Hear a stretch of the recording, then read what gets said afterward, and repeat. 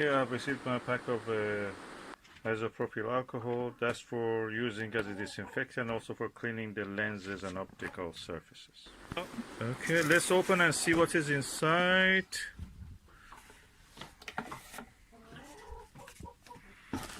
Okay, should be a liter. Is it a liter? I'm wondering. Okay, let's see what is inside. Oh yeah, look at that. That's it's not written on it what's the volume. Isopropyl alcohol, pure IPA isopropanol liquid. That's another name for the isopropyl alcohol. The volume, but in the thing, bottom of this is written as 1 liter. So that's practically 1 liter. So I have this Baader Wonder fluid, optical wonder fluid, which is practically the same with just a little bit water.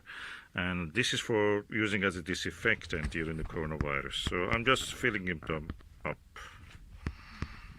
Okay, when pouring from this, be careful. This will cause a lot of spillage if you just try to do it like that, but tilting it.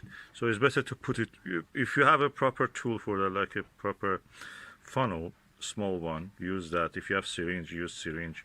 I didn't have, I just used this glass, but with this one definitely we pour a lot, so don't waste it like that, so be careful.